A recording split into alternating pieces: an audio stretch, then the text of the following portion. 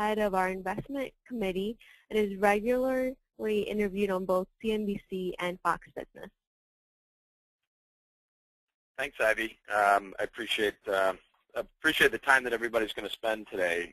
Just to give you an overview of what we wanted to do was expect to be about 20 minutes, maybe 30, and we'll talk a little bit about what people are doing these days to take market volatility, or at least reduce market volatility out of their portfolios. There's a lot of really interesting things that are just starting to be launched out there that are being accessed by a lot of new people.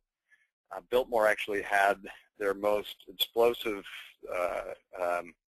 growth month last month in October as far as new clients, and I think part of that is driven by some new thinking and new ways to think about investing for retirement without necessarily sacrificing yield and return. So with that, let's just jump into this a little bit. For some of you that are joining, this might be a little bit more rudimentary, but I think it's, for most people, it'll be very informative.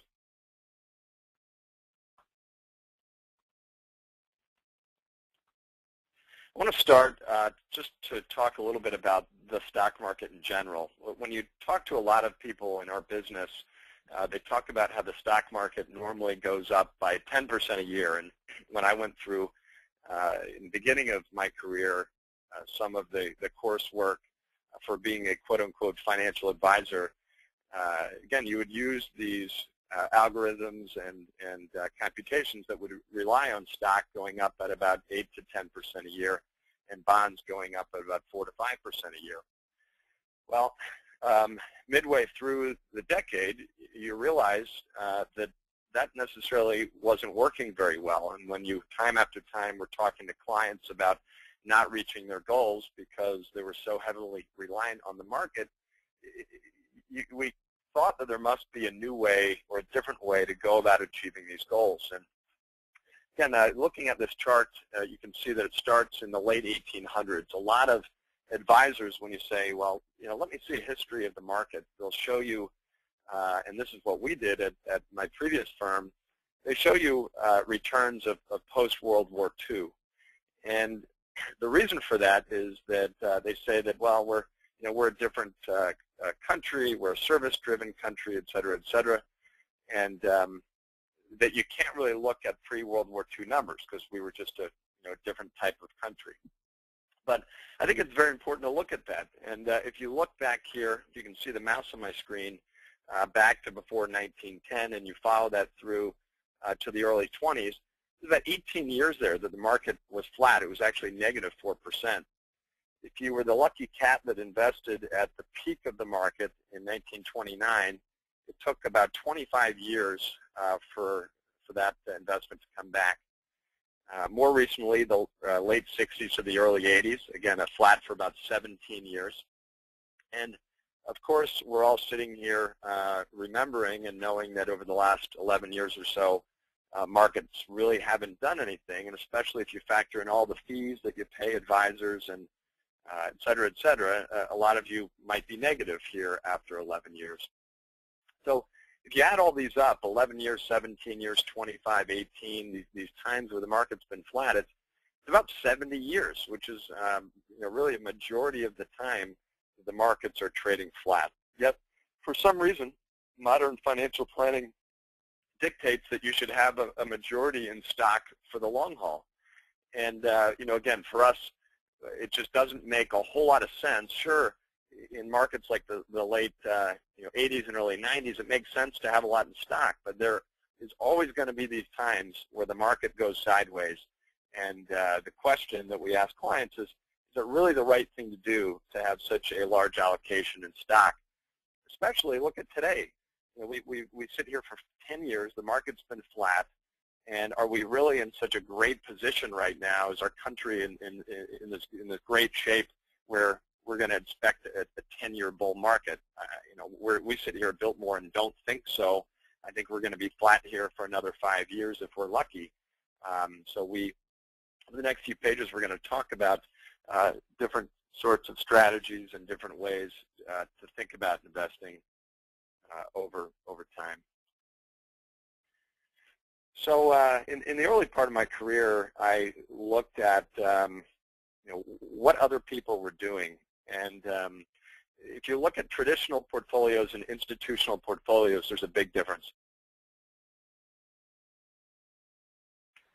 And the big difference here is that traditional investors, when you go to a financial advisor and they talk about an allocation, they'll talk about some kind of allocation of stock, bonds, and cash, and that's that pie chart on the left. This is traditionally what people learn about when they go into modern financial planning, et cetera.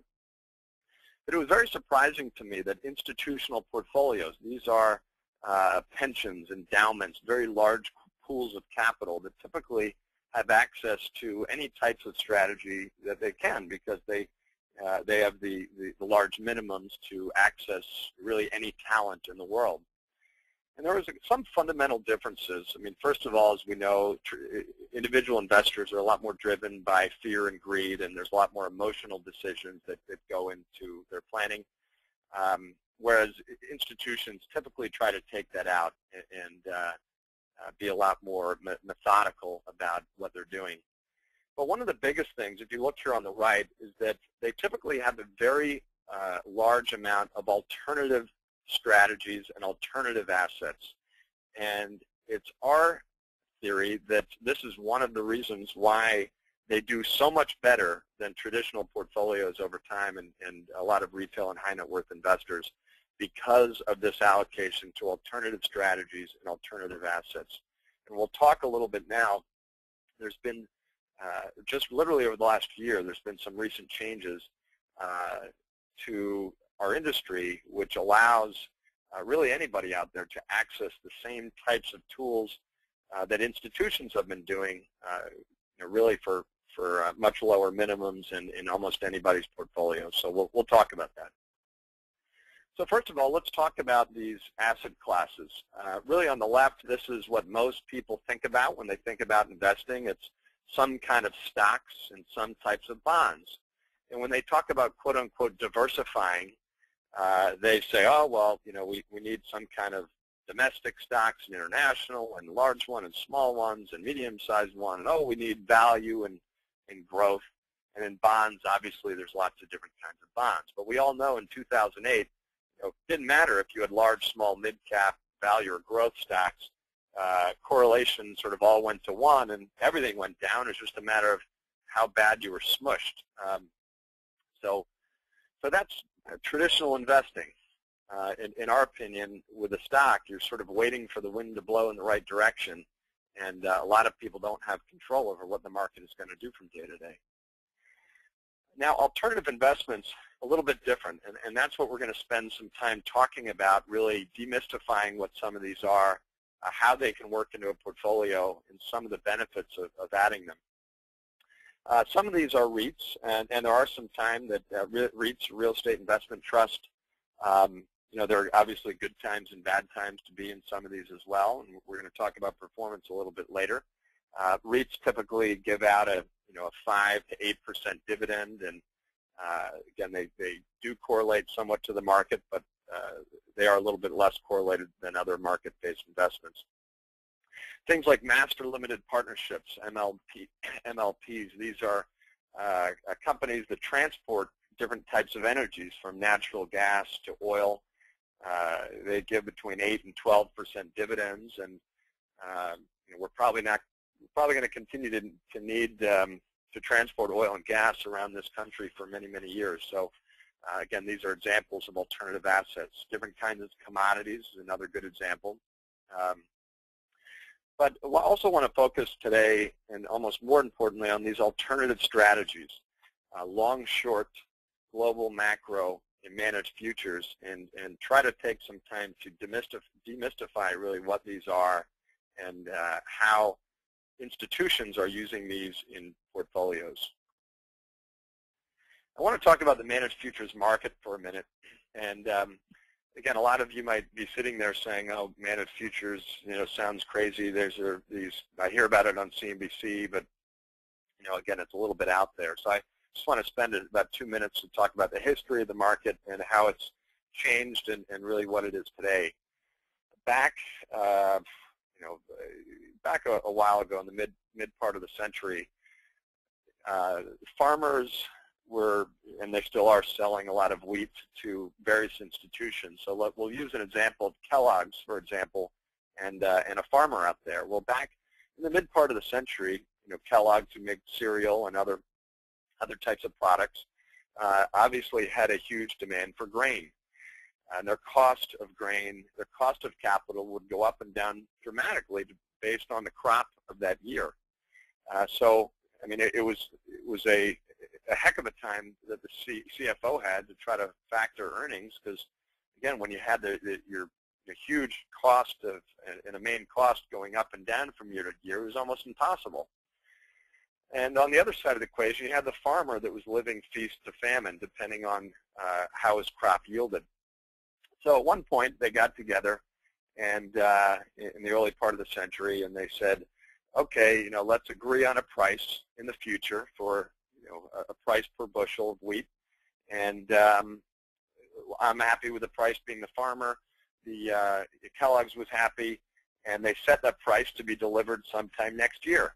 And it sort of smoothed out the prices for everybody, because they knew, the farmer knew what he was going to get, Kellogg's knew what they were going to be paying, and everybody was happy.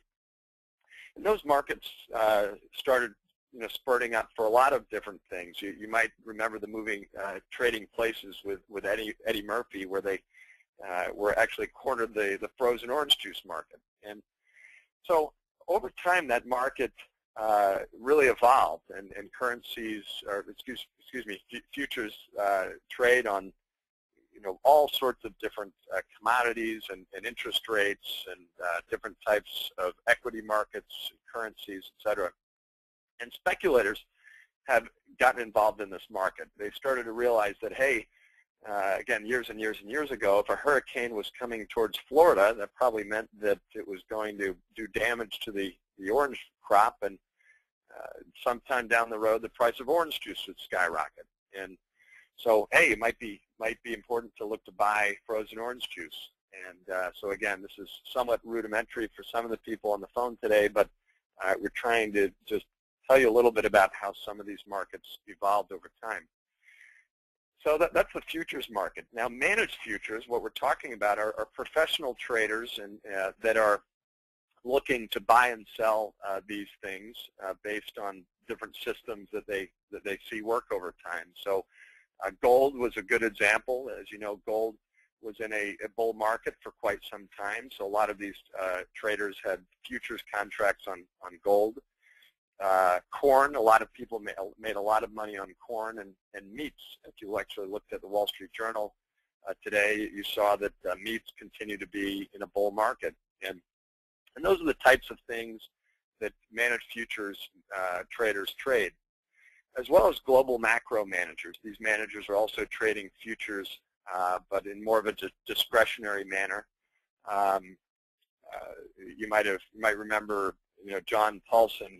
He's not doing so well today, but he forecasted in 2007 that the housing market was going to fall apart. He bet against that market and did very well that year. So, again, managed futures, very interesting asset class, and we think it's very valuable to have inside of portfolios.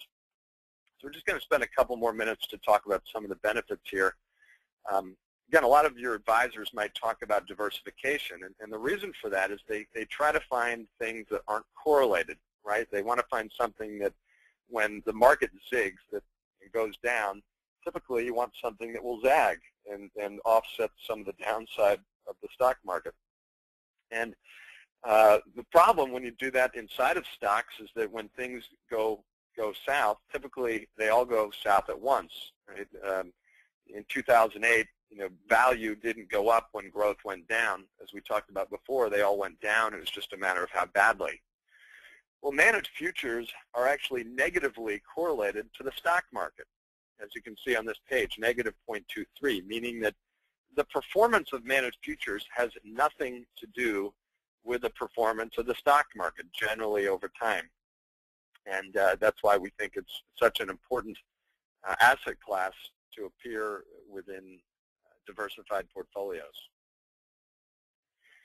This brings that point home a little bit more. What we did was we had our analysts go and chart, various terrible times in the stock market. Again, the 2008 stock market crash, where it was down about 38%.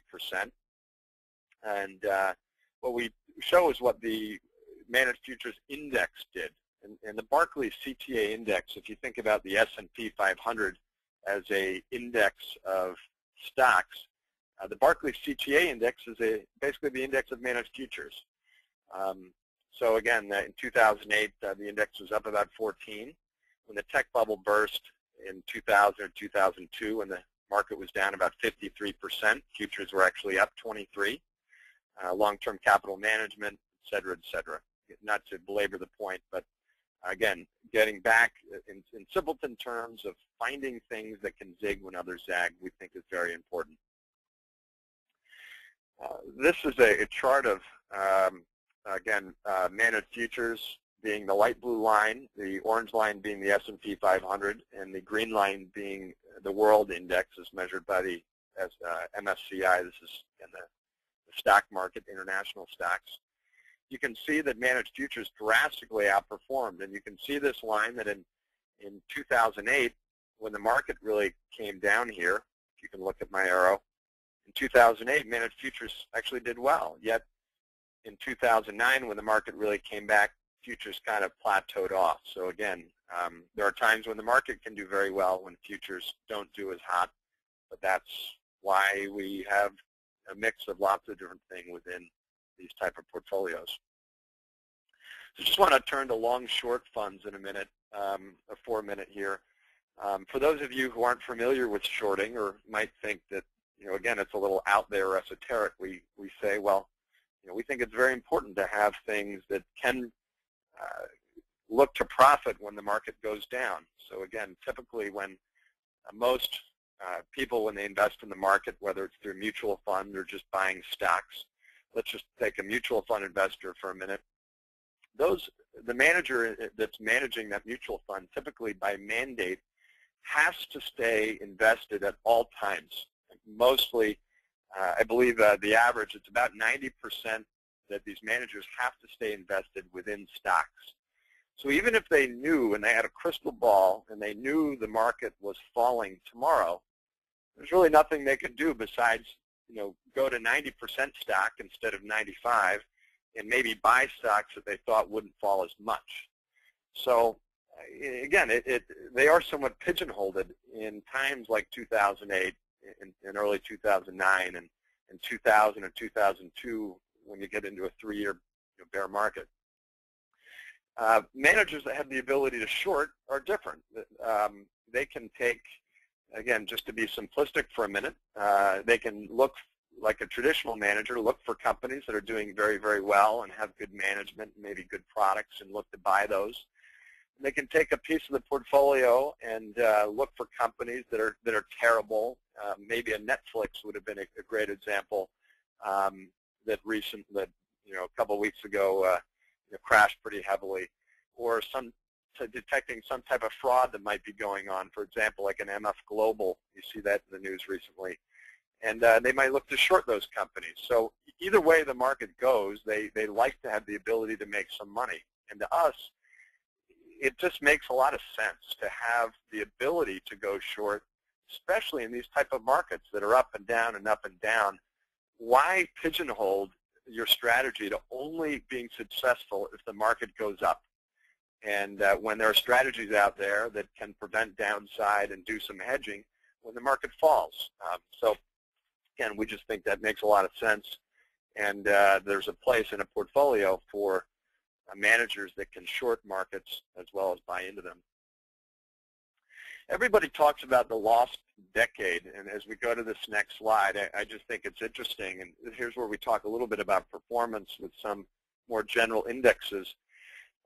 What we do is, again, we look at annual returns from 2000 or 2010, again, the quote-unquote lost decade where nobody's made any money. Well, it's right that most retail and high net worth investors, a lot of them haven't made money because they've invested mostly in the market. If we just look at the Dow Jones being the red, you can see in 2000, down, and I'm just looking at the line here, about 6-7% in 2001, about 8 in 2002, about 18, and the S&P was actually down much more than that. Rallied back and had a couple okay years, and then again down in 2008. So net, most people haven't made any money. Well, the orange being the Barclays CTA index. Again, this is managed futures. Here we've had a lot of years where it's been pretty mostly up, and there should be a year in here where it was down. 2009 here, again about flat. And this is just the index. Managed futures, typically we can find managers that are doing much better than the index, but again, we're just trying to, in general terms, show you how some of these other asset classes and other strategies have fared over time. The light blue being a macro index. Again, you can see that these managers have, in the light blue, have done a lot better. And in 2008, they suffered a little bit, but certainly not as bad as the red line being the Dow Jones. And moving on, we look at long-short equity. Again, these are the managers that can both short markets as well as buy into them. We can see that, they were down a little bit in 2002. I think most stock investors would have been happy if their portfolio was only down a couple percent. Fast forward to 2008. It was hard to hide for these managers. It was down. The index was down about 20 in a market that was down about 30-something%. So again, having the ability to short gave them the ability to make some money when it was down. And then obviously bonds, being the purple, have done extremely well over that period of time. So these types of strategies, if integrated right, have really rewarded investors over time, over the last 10 years, while they've seen a lot of volatility within the stock market investments. So we ask, why now? Why are a lot of people just hearing about it? Again, as I said, we've actually added a lot of some new people here, new infrastructure here to build more capital advisors, expanding out some of the offices. What we're finding is that people just don't know about this stuff, and there's a couple of reasons why. The first one is, in the past, to access a lot of these types of strategies, you had to be an accredited investor. And for those of you who don't know what that means, is that in a lot of cases you had to have a net worth of $5 million, which isn't a problem for some of you on the phone, but for some of you, that's a big number. And so there was basically a lot of problems accessing this. There was a net worth requirement. Typically, minimums were at least $100,000 a piece, if not $1 million a piece. And so, in order to be properly diversified, it was very difficult for people who didn't have lots and lots of money in investable assets. And the SEC just literally the early part of 2010 put a blessing on a structure that allows some of these things to actually start trading on the mutual fund side. So this was pretty big. To us, it was revolutionary, because what it does is, in the past, people really haven't had a lot of choices. They've had different kinds of stocks and bonds. But just recently, they now have the ability to buy into very experienced managed futures managers, different kinds of global macro managers, managers that have the ability to buy and short stock. And what Biltmore did, again, our minimums were substantially higher in the past because we used to go to these managers directly, and we still do for many clients.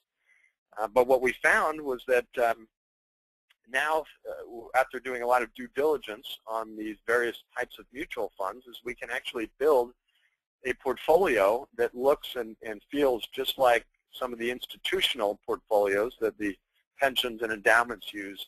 But we can do this with much lower minimums. And there's also some other benefits of daily liquidity, whereas some of these funds in the past had monthly and quarterly liquidity. So this is really exciting, and this is why many of you haven't heard about this. It is fairly new. Biltmore Capital has spent over a year building this mutual fund platform where we can access a lot of these different strategies, and again, we're really excited about it.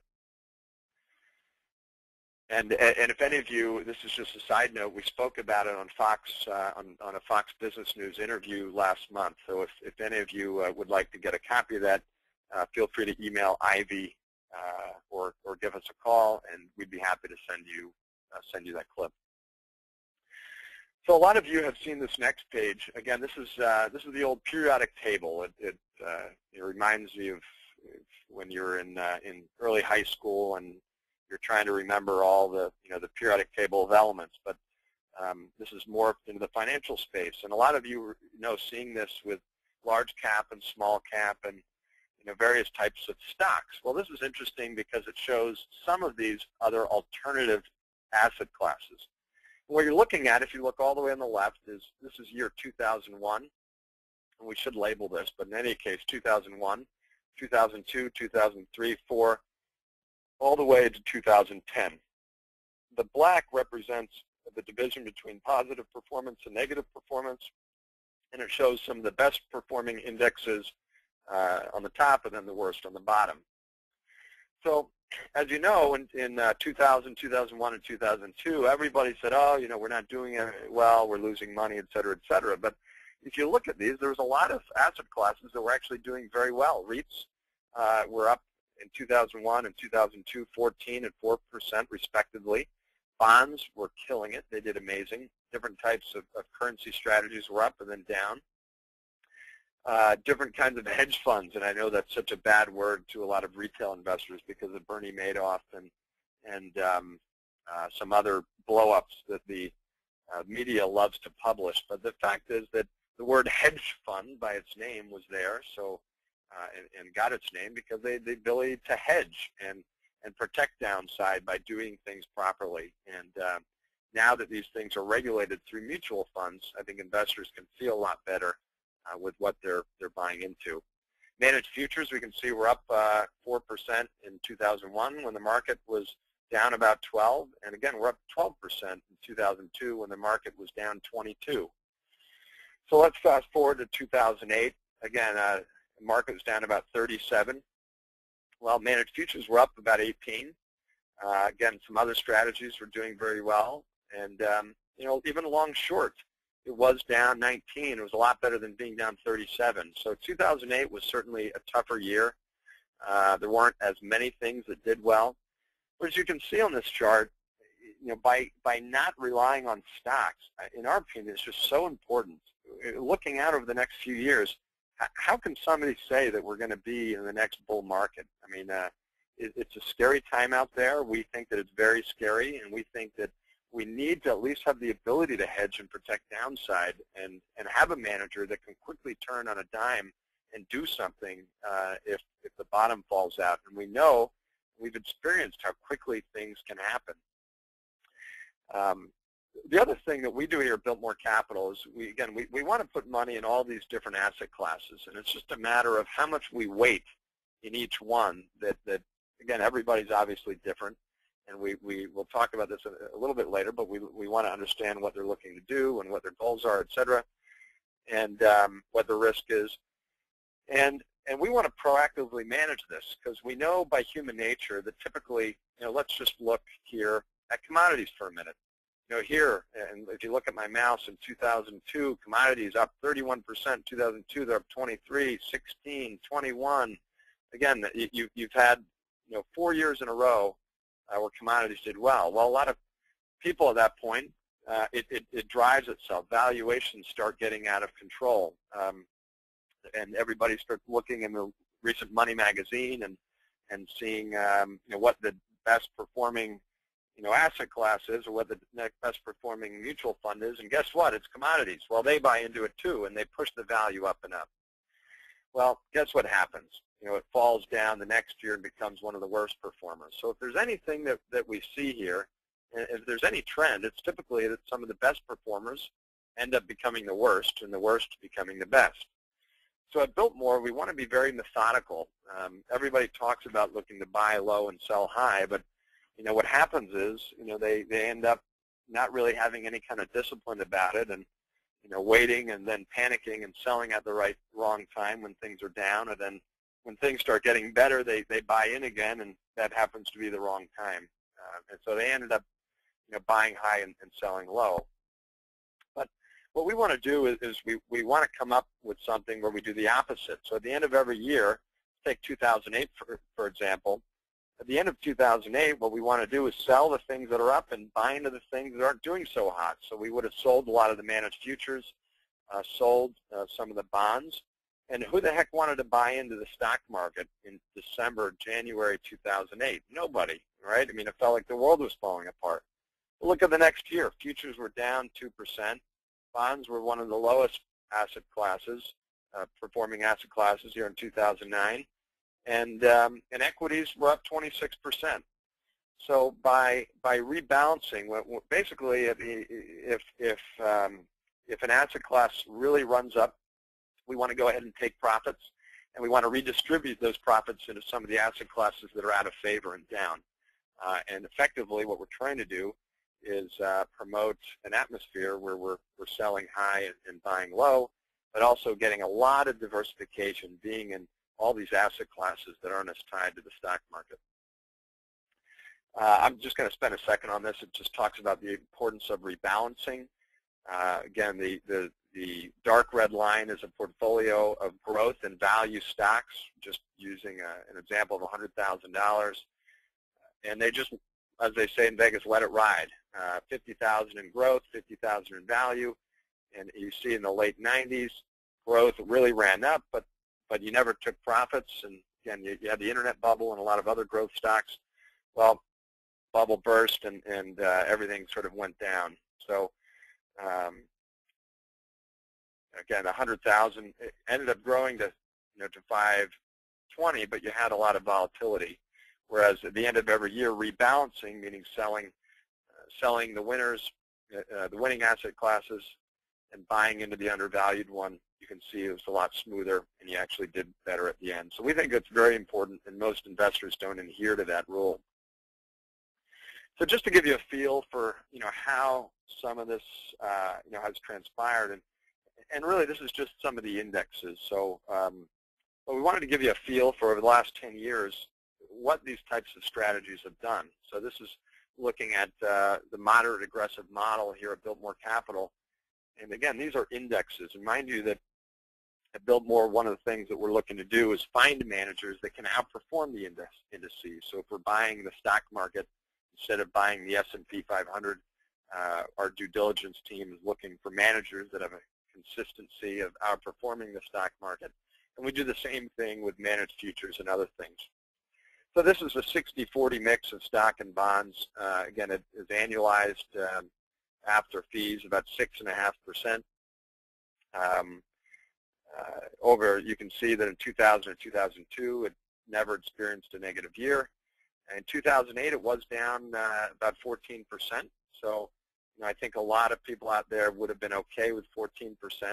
And it's recently, obviously, come back much more since then. And this was through the end of September.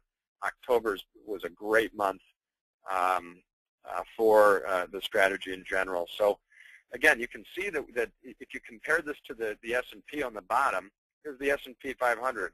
Again, my mouse is on it. We go down, we go up, we go down, we go up. We're almost at the same value. So again, by rebalancing and by being in, if you follow my mouse here, managed futures, commodities, REITs, master limited partnerships, long-short strategies, global macro, but also having pieces in different parts of the market as well, emerging markets, global, et cetera, but being methodical about selling the parts that are up and buying the ones that are down, again, we think are a very important part. Again, in this market, we're in very, this is the new normal, as Bill Gross would say at PIMCO, and I think he's right, and I think that we have to get involved in a lot more nimble strategies and strategies that are tradable, and managers and strategies that can go quickly short as well as buy into whether it's metals, currencies, commodities, et cetera.